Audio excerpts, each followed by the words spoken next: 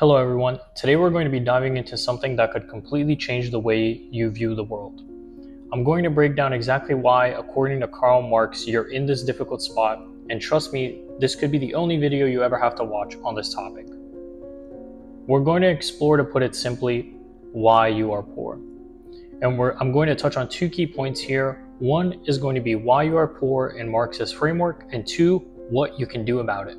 Also, guys, at this point, calm down. I know I have said his name, M, he who must not be named, and I'm sure some of you are already typing and telling me why I'm wrong. I know this is divisive and that people feel strongly about this, and some of you love M and some of you hate M, but just stick with me through this video here, and I promise you will get some interesting ideas out of it. I'm very much of the opinion that you take whatever you need/want from a thinker, and then you just leave the rest that doesn't suit you and move on. And I think applying this approach here is a good idea. Okay guys, now look at this beautiful graphic. Don't worry, we will explore in more detail, but you need to stay with me here, and we need to explore another important concept first. The first concept I want to explore is materialism. I'm using it here as a kind of a neologism that I coined for myself to mean more specifically the relationship between the human being and the material world, and the properties that arise from this relationship. So I want you to imagine first a primitive earth and just you in a forest. So you're also constituted with axiomatic drives such as self-preservation, desires for food, water, protection from the elements, etc.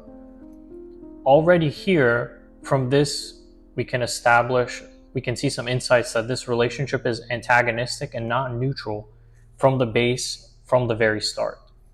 In a sense, this materiality is inherently problematic by its very constitution.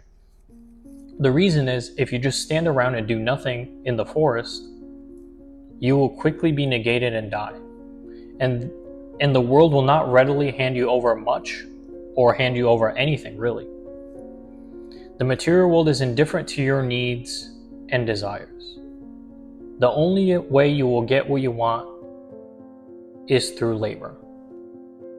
And because you want to preserve yourself, you must labor as the only solution that can mitigate this thrown, cast-off state.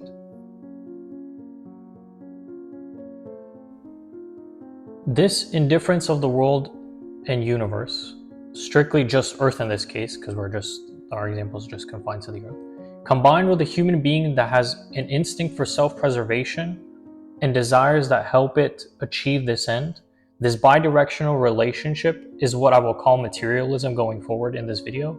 And it is very important because from here we can derive many of the higher order structures that we need.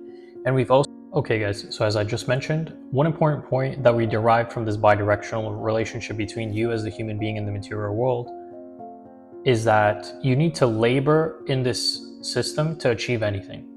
And this is of course the Hegel quote that I always come back to, where he says, "Labor is the essence of man." And there's also another famous proverb that I like that says, "If one wants to reach the fruits, one must climb the tree." So we see that labor is in some sense fundamental in this relationship with man and the material world. Okay, now I will put up some very simple illustrations to present this concept in order to focus on the kind of the kernel and core of this idea. Also, I just don't want any details to distract from this, so I'm going to put up these graphics now. Okay, guys, so I put up the graphic here. So in this first graphic, what's going on here? We start with Earth because you exist in at least a subjectively phenomenal world where the above relationship we discussed holds, between the bijective relationship between materiality and you. Now let's say we have a mine, and that mine has silica, and you perform $100 or 100 units of labor for that silica. And now notice that the labor here, which is an essential concept that we have, right? Labor derived from this bidirectional relationship. You mine the silica at the mine, and then you take that $100 worth of silica and you're happy for your hard day of work. And I kind of forgot to draw a smiley face on, but imagine Sisyphus happy here. You now take the $100 of silica and take it to an Athenian agora, where you meet with buyers for your silica at this marketplace. A buyer from a semiconductor firm gives you $100 for the $100 of silica, as that is the value that the commodity at your level of development at your society at this time gives you for your labor, and you're happy with this. You take the $100 and can now spend it on whatever, everything as well. You performed your labor, you extracted value in the material world, and as a reward for your labor, you get to live and maybe enjoy some extra commodities and activities. All is well. Now let's look at the second version of this. Now on the same graphic, we see the same stuff we talked about occurs. However, notice that there are some very important differences. First, you are sad here. Okay, so why are you sad? You are sad because some very important differences appear here. Because instead of being able to go to the mine that is open to everyone or just exists, now there is someone or a group of people who own that mine. And they say that this is our mine and you don't own it, but you can work here and we will pay you for your labor. So you perform the same units of labor, $100 of units of labor, however, now the owners of the silica mine pay you only a fraction of that labor you performed and give you $20, let's say. They take the rest and keep it for themselves, and you get $20 from which is an amount that is intended to kind of be enough to be subsistence wages with a slight margin above survival so that you can pay for your continued existence, show up at the mine again, and some extra for mental sanity so that you can show up at the mine again, so that you can keep showing up, but it's just enough to keep you alive and maybe just slightly above that margin of subsistence wages. However, this economic system is designed in such a way that every other means of material production, let's say mines or whatever other means of production there are in the world, because there's many ways to extract value from the material world through labor, all the other ones are also owned by a person or persons. So to exist in the material world, you can't switch because the same thing happens at the other material production sites. So if you end up switching to other material production sites, the same relationship holds. You don't get to work there directly with your labor, but your labor is mediated through a group of people or a person who own that means of production in the material world. So you have to sell your labor as the only thing that you can do.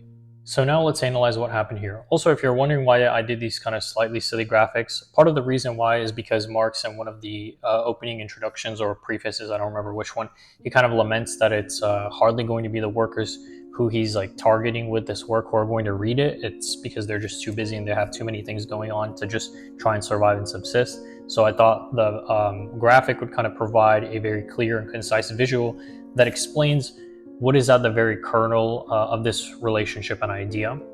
So because we are material beings entwined in a sense with the material world, the only means we stand to exist in it and survive in it is by engaging with the world through labor.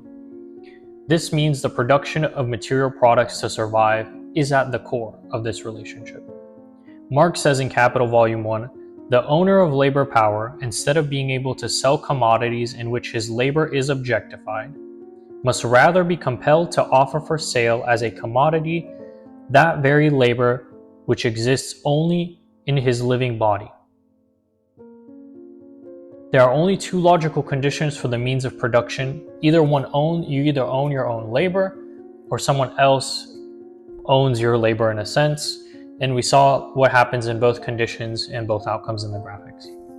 Furthermore, Marx says, a commodity is therefore a mysterious thing, simply because in it the social character of man's labor appears to them as an objective character stamped upon the product of that labor. Because the relation of the producers to the sum total of their labor is presented to them as a social relation, existing not between themselves but between the products of their labor. This is the reason why the products of labor become commodities, social things whose qualities are at the same time perceptible and imperceptible by the senses. In the same way that light from an object is perceived by us not as the subjective excitation of an optic nerve, but as the objective form of something outside the eye. But in it, what is it that makes the labor of the laborer appear to be crystallized in the form of a commodity? It is the social process of exchange. So I found this concept very interesting and fascinating. That really ties in the concept of materiality and the value of any commodity object, in our case the silica sand, is the labor that went into it is, I like his word here, crystallization of your labor in the commodity. So your labor gets your labor is basically crystallized in that commodity that gets created or extracted, if you will, right?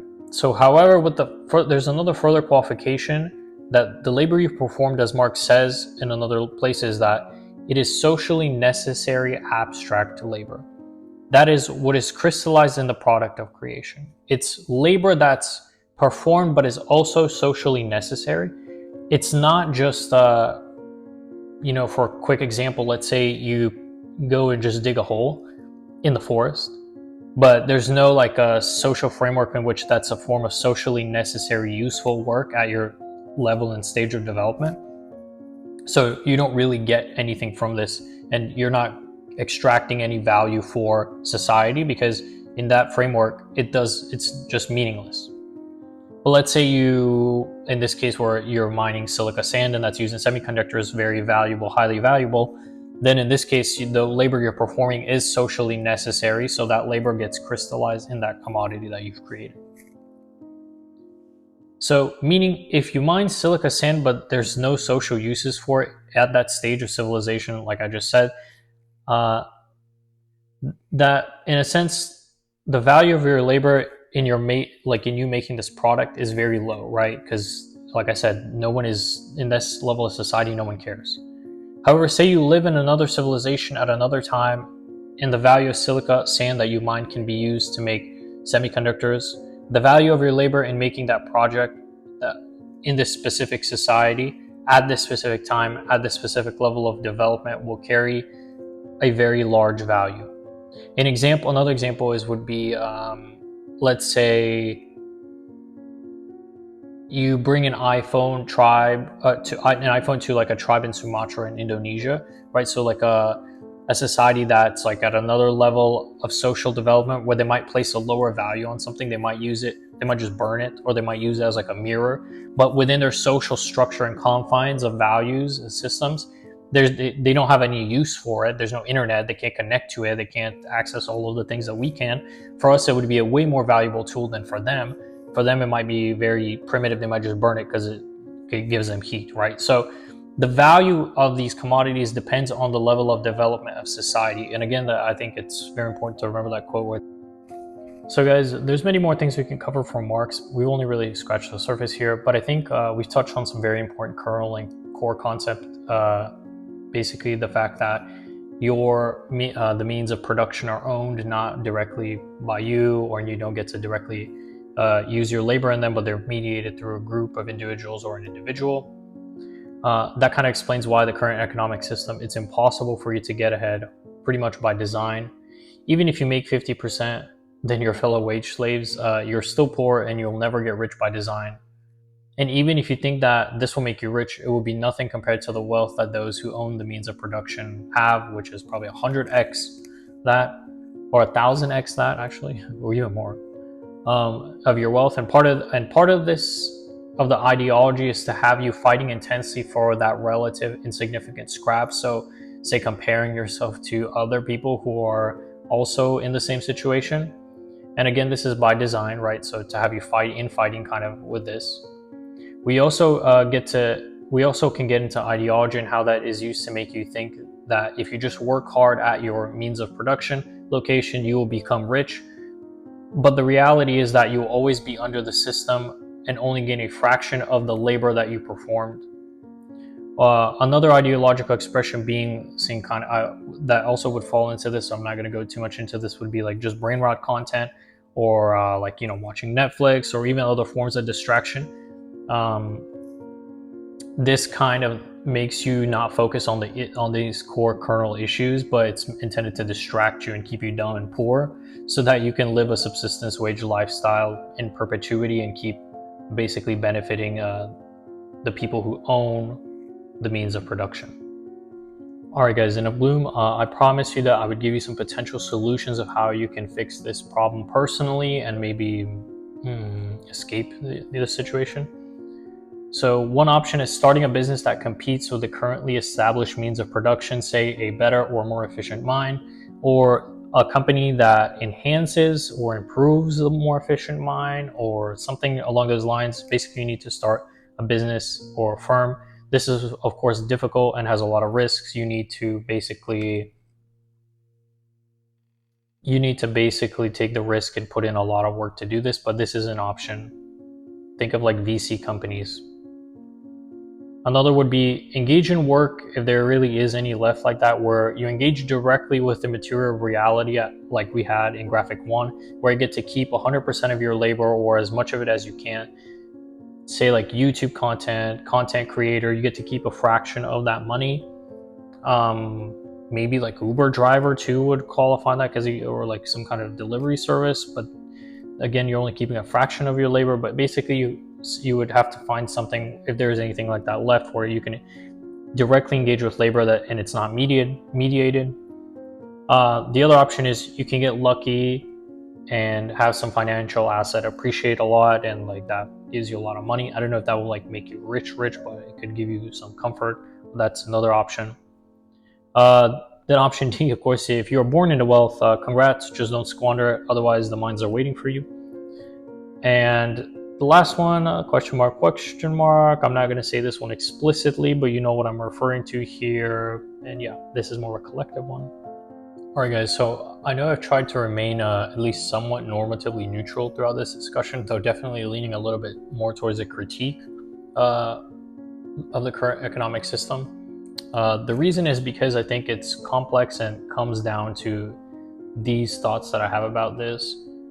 Say we give the benefit of the doubt and admit that the current economic system is most successful at producing technological and development and growth. A common argument that's said, and I think it might actually hold, right, that the current economic system, say capitalism, gives us the most growth and technological development. Although you could argue against this, so I'm not 100% sure on this part if like I completely agree with it, but I would say like, yeah, maybe it makes sense that that's the case. But there's another issue, even if this is true, which is the issue with this is that taken to the extreme in the direction that it's heading, it is the ultimate unbridled, fast-paced economic development. This will lead to the negation of the traditional form of humanity. It will lead to post-humanism. The traditional form of humanity is negated, and the post-human, whatever it is not human in the traditional sense that how we would normally think of a human being. So it basically negates the traditional human form, right, through technological development. This is, I think, a matter of interpretation and taste, if you will, but personally, I don't know how appealing this is to me. I prefer the classical heroic humanity of like Hector, Odysseus, the traditional heroic human form, the human form that's we've always known. So in a sense, I view this as, yes, let's say the current economic system leads to this fast-paced growth and technological development. We give it that benefit of the doubt. And I see a paradox inherent in this drift, in that it's a fast-paced race to basically human negation, kind of like running towards the edge of a cliff at full speed towards your demise. And the funny part, to do it, we also end up sacrificing countless humans to speed up this process towards our demise. The end goal being to negate ourselves, basically. I kind of find this tragicomic and paradoxical. So that's the issue that I have with the economic system, where it's not only are people being exploited and people are not happy with it, but basically what ends up happening is that it's a fast-paced race to the negation of the traditional human form through technology and growth. And like I said, I think this is a matter of taste. I just personally don't find this too appealing. But the other alternative is also not appealing. However, I also want to say I'm not sure that more economic equality, like a more economically equal economic system, will indeed make us happy. Rather, I think people don't want to admit this kind of hard axiomatic truth that exists within human beings, is that the reality of human nature is that human beings don't seek to be equal with one another, but rather to be better than one another. This is kind of like, there's a Nietzschean element to this for sure. And if you give them economic equality, they will say fine and find another thing to compare themselves with and be unequal about, basically. So the issue in this case is that human nature itself is the problem. And unless you use CRISPR or like some gene editing to kind of just get rid of this axiomatic behavior that is inherent in human beings, I don't see that desire for comparison and inequality disappearing. So I think basically what would happen in this case is, let's say you make people more economically equal. What I'm trying to get at is people will just find different ways to distinguish themselves so that they are unequal. So then maybe they won't look at, like in, say, like in communist times, like in some of the Eastern European countries, people are equal, but like some people can gain access to products or goods that other people could not, so that kind of gives them a higher status. So what I was trying to say is that people will always find ways to distinguish and differentiate each other. If it's not the economic system, it will be something else, and then at that stage, can you argue that people will be any more happier? I don't know. Like I said, I'm not really decided on this. So I think both economic systems have their issues, and personally, I'm not sure which one is really better. For my personal view, is that I will do my best just in whatever economic system to just make my life as good as possible, and irrespective of the economic system. But yeah, my personal take on this is I'm not sure. Like I think both sides have their issues here, as I've outlined, and I'm still undecided on this. I think this comes down to interpretation and taste. Yeah, kind of in a similar fashion of, let's say, maybe you like Gustav Klimt's Golden Series, and like, that's your taste, and I personally like Goya's dark paintings, right? I think this is kind of the same thing here. All right, everyone. Thank you as always for watching this. I hope you find it insightful, valuable, and interesting. I just hope you found this discussion of why you are poor through the lens of Marx insightful and helpful. Please like, comment, and subscribe, and share this video with your friends if you thought this was useful or interesting. Let me know your thoughts in the comment section below. I have many more of these videos coming up, so please stay tuned for those. And I actually think the next one, to spin off of this, I might talk about the paradoxical nature of human existence in totality. So yeah, stay tuned. I have many more videos like these coming out. And again, thank you so much and have a great day.